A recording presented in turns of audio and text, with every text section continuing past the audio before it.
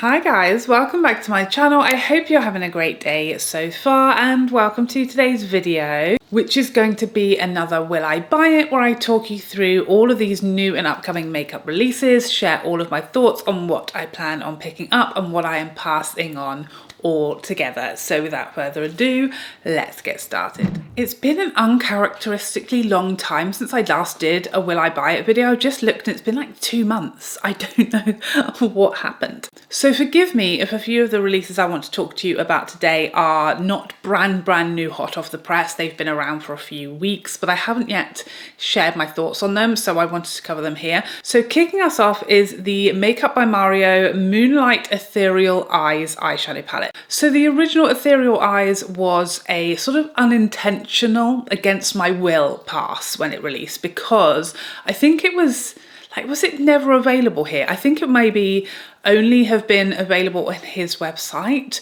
or Sephora. I think it just wasn't available in the UK, and the shipping from his website was insane. So I passed because I was like, I'm not going to pay double to get it here, you know? This one actually did launch here and pretty much immediately, but I just never felt that excited about it. I think I was quite excited by the original. Maybe it's my like pent up feelings of resentment about the first one. I don't know. This one just never shouted at me, and it should do because the color story is right up my street. It looks really beautiful.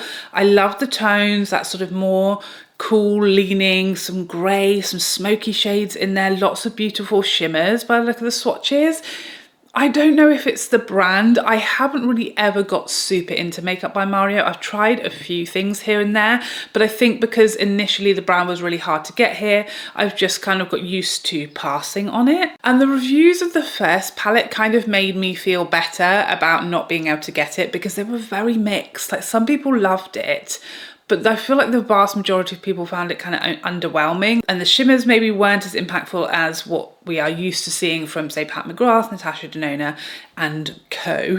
So maybe that kind of influenced me, but I just never felt that tempted by it and never really felt like I super needed to pick it up. When a few of you asked me if I was getting this and I said no, I did definitely get some people saying, oh, it's a mistake, you would love this, you need to get it. I'm still very much feel like it's kind of on a back burner, but just nothing about it is making me feel like I need it. So this for me has been a pass, continues to be a pass. I don't know why, but I just don't feel like I would get a lot of use out of it and really love it. I don't know what it is. Can you tell me? Do you feel the same? Is it just me? Next up, we have these two palettes from ABH. So we have the Mini Spice palette and a Mini Sugar palette. The Sugar palette immediately gave me last year's Charlotte Tilbury holiday palette, the Beautyverse, the original Beautyverse palette, not this year's. It immediately reminded me of that one, which I really love. I think both of these color stories are nice. The spice is a nice and spice. The Nice Spice palette, lovely little bit of rhyming there. That feels very done. We've seen it before, warm toned palette. Like, I definitely don't need any more of those, but it does look like a nice wearable miniature travel size palette. Perfect if you want something like that in your collection. The Sugar looks slightly less common of a color story. You know, it's got some pinks, it's got a gorgeous blue in there. It also looks like it has a nice balance of shimmers and mattes, but these were an immediate pass from me. As much as I kind of was interested in the Sugar color story, I just have completely forgotten about ABH as a brand. I feel like the days of them launching an eyeshadow palette and it immediately selling out and everybody losing their mind over it, I feel like those days are dead and gone. I think their quality is still very much, you know, consistent with what we've seen in the past, but I also feel like a lot of brands have moved on since the sort of modern Renaissance days. You know, Natasha Denona, Pat McGrath, Charlotte Tilbury, Lisa Eldridge has come along with eyeshadow formulas since those days, and I feel like all of those brands have really moved their formulas on and moved the eyeshadow game on And we've had newcomers like Patrick Tar, like Lisa Eldridge, like Makeup by Mario. And I feel like ABH is still churning out their same formulas from 10 years ago. And perhaps that's what it is. They need to kind of move on with the times and really amp up their formulas instead of keeping them as they kind of have been in the past. Maybe that's what's kind of influencing me. I'm never really wowed when I see their palettes and I look at swatches now. They feel very in the middle, where they used to really be at the top of the game. I feel like they've sort of traveled, or maybe everybody else has kind of overtaken them is what's happened. So these just don't excite me when they're coming from ABH anymore. I feel like if this was a different brand, maybe Natasha Denona was putting out this, especially the sugar colour story, I'd be excited about it. But from ABH, I just feel like I don't need it. So it's a pass. I want to be clear, I'm rooting for ABH. I'm not reveling in the sort of descent from the tops of the makeup cliffs. I really want to see them back up, exciting us again. And I don't feel like it's just me. I feel like they are having a bit of an urban decay, a bit of a two-face. They kind of have fallen off the radar a little bit as far as being like really exciting brand that we all lose our minds for their new products. But I want to see them back there. I do. I'm really rooting for them in 2025 to be back at the top of the exciting us planes. Now, I want to talk about this palette because I don't think I've spoken about this other than alerting you guys to its presence when it first landed. But this is the very bizarre, elusive, here, do they know it's here, and then gone, Hourglass Dream Edit. So this is a bizarre little story, okay? This, just after the sort of Barney's palettes, or was it around the same time as the extra Barney's palettes, arrived on Hourglass US's website. One of my Instagram followers DM'd me and said, have you seen this palette? It's on Hourglass's website. I haven't seen anyone talking about it. I don't know anything about it. And so I went and checked it out. I was like, oh my goodness. And I posted it to you guys and we sold it out. Within a few hours. So many of you picked up this palette and so many of you just way preferred this to the holiday palettes or the Barney's palettes, the larger 6 pans. This is a 4 pan with 1 bronzer, 1 finishing powder, 1 highlighter and 1 blush.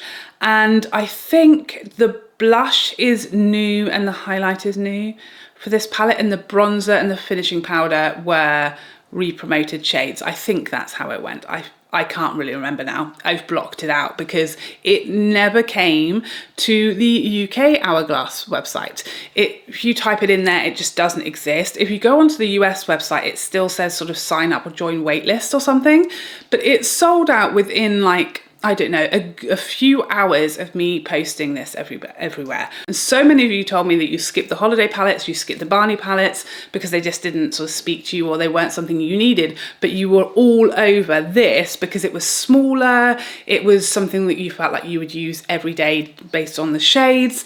Of course, it's only one colour story, so it was only going to really suit sort of fair to light medium skin tones, which again is strange. It just popped up. I didn't see Hourglass ever mention that this existed. They weren't posting about it. We literally all found it by accident, so thank you to whoever messaged me. I forget who it was, but thank you for whoever gave me the heads up about this palette initially.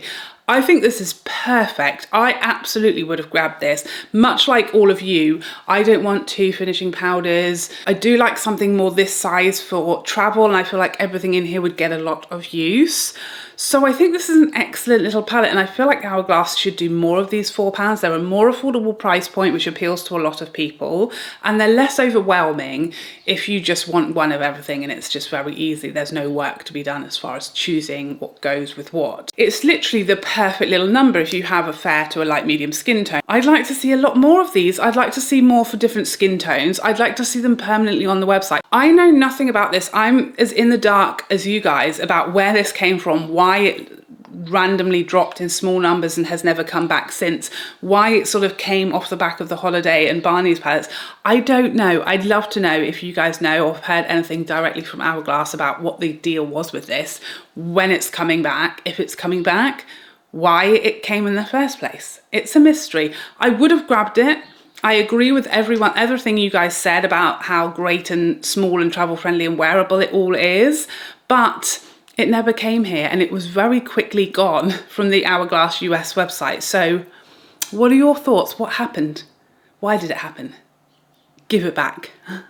Next up, these are the Louboutin limited edition strass case for holiday. I haven't actually seen these online anywhere, but apparently they are available. So this is just a case to go with the existing Louboutin lipstick. So I have a few of these lipsticks in other cases. This, I think, is glorious. I think it's so fun, this packaging. I mean, Louboutin packaging is always fun and pretty and over the flipping top. I think this is more over the top than any of the other cases I have from them. I would absolutely grab this. This is a very different vibe to like the Lisa Eldridge Rouge experience, which is very elegant, very classy, very classic, very timeless.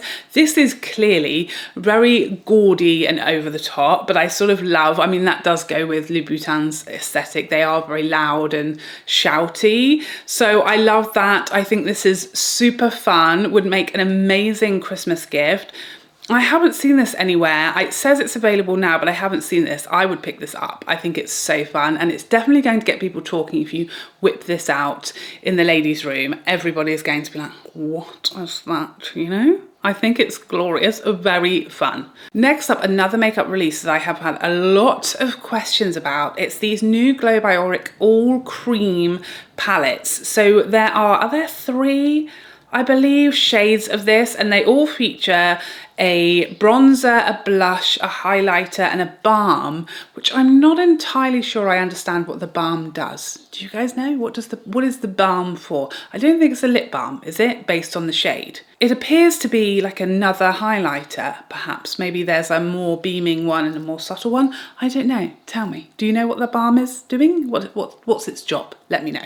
These look beautiful, and they very much remind me of the Hourglass Trio Bronze Highlight Blush Cream palette that is in their permanent collection. And I know that Samantha is a huge fan of that. I think that's how I discovered that product. I've never tried the Hourglass one. You know I'm not a cream girl, but I have always been intrigued by it. So these are equally intriguing to me. I would absolutely pick these up. Glow by Auric isn't available here in the UK, I don't think, and I don't think they ship to the UK. So that's why I've never really dipped a toe into this brand before. I would absolutely love to try these if I can get them here with a reasonable amount of money, but you know I'm not a big fan of paying like 3 times the amount for shipping, so we will see. I do like the look of these. I think these are going to be perfect for cream lovers. So nice that they've got 3 different depths. It is tricky because, you know, as usual, I would like the blush out of one and the bronzer out of another. You know, it's just the way it goes. But I think the lighter shade actually appeals to me the most because it's got that sort of mauvey blush, which I do like. The bronzer looks a little cooler. The highlighters look a nice shade, whereas I feel like the middle one, I love the blush, but I'm not 100% sure about the bronzer shade, so it's tricky. I probably would go with the lightest one. If I could get this here and it was available in the UK, I would have been all over this. They look beautiful, and I know Samantha is such a cream girl that I bet she's nailed the formulas in here, so I'm excited to see these in action,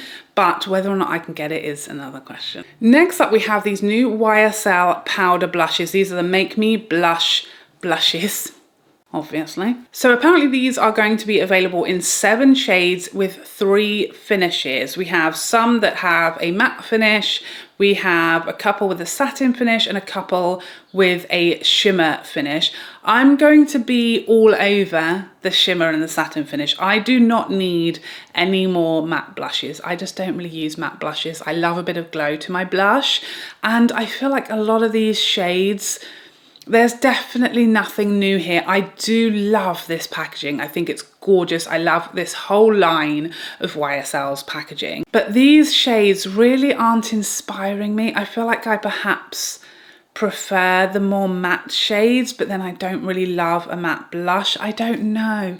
There's very little information and swatches available on these just yet because they're not officially here really yet. But I don't know, other than the packaging, not a lot is exciting me about these yet. You know, the pink, I know for a lot of people is going to be very exciting, but it's not exciting to me. There's a couple of neutrally leaning looking shades, but then based on the swatches that I've seen, I'm not sure if they are as neutral as they look in the pan. So I don't know. I'm really on the fence with these. What do you guys think? Have you seen these? Are these shades that excite you? I feel like this year we've had a lot of amazing blushes, and perhaps these are just sort of not really giving me enough excitement to compete with what we've already seen this year. Although I will say it's a rare time that we've seen a powder blush launch, hasn't it, in 2024? It's been all about the cream and the liquid blushes this year. So nice to see some powder blushes, but I don't know, something about the shades just isn't really grabbing me by the lapels and yanking me to the tills, is what I'm saying. Next up, I must talk to you about this new Hermes highlighting powder. This is in the shade Rose Gold, and this will set you back a ginagerous, a whopping, a whooper of a price tag, almost £100, 100 English pounds for a highlighter. I beg your finest pardon. I want to speak to your manager. I want to understand this. I feel like Hermes are just trying to see what price they can get to. I feel like they started off in like the £70 price point, which was high enough as it was, let's be honest. I think that's one of the most expensive highlighters in the game, but those were their sort of plain, no pretty picture on highlighters. Then we had the sort of mixed highlighters that came out with the bronzer that I didn't like at all, and they were like £80. Now this one is 95, £5 of change from £100, £5 back. So rude. So I was on the fence. I thought about picking this up. This actually launched while I was on my holidays. So I thought about picking this up and taking one for the team just for video purposes alone, just to share, you know, is it similar? Is it the same as their previous highlighters that were £20 less? Is it a dupe for anything? Can we find anything at a more reasonable price point? Is there anything super special and beautiful about it? Did it wow me? Did it knock my socks off? Did it make me in any way, shape or form feel like there was any good reason for that price point? I thought about doing that, but because I was on holiday, the moment passed. Nothing in my core soul makes me want to pay nearly 100 of my English pounds for a highlighter. And to be honest, highlighters from Hermes have been very hit and miss for me. You know, I've had one that I liked. I think it was their original one that I liked the most. Then one that I didn't like so much. I didn't like at all the iridescent powder highlighters. So I don't want to guess for my own purposes whether this will be, you know, something that I really love and get a lot of use out of. I've had some really great wins with highlighters recently, with the Gucci ones coming out that I absolutely love. So I certainly do not need this for my own collection. I think the shade might be a little off, a little cool for me and what I like. For me, the packaging of Hermes is not really luxurious enough to make me want to treasure it as, you know, a packaging item and just something I really get a lot of joy out of because it's so luxurious. The packaging, I feel like, needs work to justify some of that price point. Yes, it does have a beautiful picture on the front, but I don't care about that. If I'm going to use this, which I will be for that amount of money, that's going to be messed up very quickly. So nothing about this really appealed to me for my own personal use. I thought about taking one for the team to let you guys know the tea on it. Let me know if you want me to do that. I feel like this is the sort of product that if I reviewed this, the comment section would just be full of rage. And I don't love to encourage rage because although I know I didn't make the product and it's not me who made the price tag up, I don't love to, you know, have an entire comment section filled with rage and horror. So I'm not sure anybody needs to hear about this or see this in action. If you feel differently, you want to see it in action, you want to know what the tea is on this extortionately priced highlighter, let me know. Or if you just never want to see or hear about it again, also let me know in the comment section down below. For my personal use, it's I definitely don't need that, you know?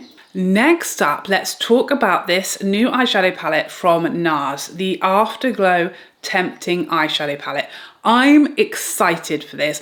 I have been saying all year and probably for longer, I want something different from Nars's eyeshadows. We've had warm, like very warm orangey red colour story after colour story from Nars for a good couple of years now, and I love Nars's eyeshadow formulas. I feel like they're really underrated, they're beautiful, they have some gorgeous shimmers that are so sort of smooth and wet looking. I really love their eyeshadow formulas. They're really underrated, and I feel like one of the reasons is they keep just repeating the same or essentially the same colour story over and over again, and we're all just bored of and sick to death of the back teeth of seeing it. And I saw this photo and I thought, hallelujah, they've actually given us a slightly different colour story. Is it incredibly different to anything we've ever seen before? No, but it is quite different to something we've seen from Nars in any recent times. And that excited me. I absolutely will pick this up. I'm not sure if I might have been kicked off of Nars's PR. I'm not 100% sure. It's not available here yet in the UK. It has launched in the US. We do get Nars launches quite late in comparison to the US here. I would love to pick this up. I think it's beautiful. I know the formulas from Nars are really, really good. This is kind of what I wish the Charlotte Tilbury Beautyverse Love palette was. It's very much a similar colour story, but a bit lighter, which I prefer just for how I do my makeup. I think I'm going to like this more. I think it's beautiful. I love the size of these palettes. Like I said, the formulas are always great, and this is actually a colour story I can get excited about from Nars. So thank you, Nars, for giving us something slightly different. I hope this will encourage a bit more of that thought process, because I know this is going to sell better than their 15th super warm eyeshadow palette would have. Next up, we have a new fragrance from Kayali. This is the Boujee Marshmallow. No, wait. The Yum Boujee Marshmallow Eau de Parfum. This is my nightmare. This photo here, strawberries, cream and marshmallow. This is an absolutely never for me. I know exactly what this will smell like. This will smell like a strawberry milkshake. It's going to be crazy sweet, cavity inducing, strawberry. None of these are like my notes. I don't mind a marshmallow note among a certain other combination, but among lots of other sweet notes, it's going to be too sickly, too sweet, too girly for me and my preferences. This is an absolute pass. You know, I've said to you guys before, I feel like Kayali come out with a lot of really beautiful scents, but the performance is majorly lacking. All of the fragrances I've ever tried from Kayali just don't have the longevity and the projection that I look for in my fragrances, but this scent profile is my nightmare. I know it's going to be for someone, and for lots of people who love a gourmand, who love a really sweet, fruity, creamy fragrance, but that person is not me. I feel like this would have been me when I was in my 20s. I loved a sickeningly sweet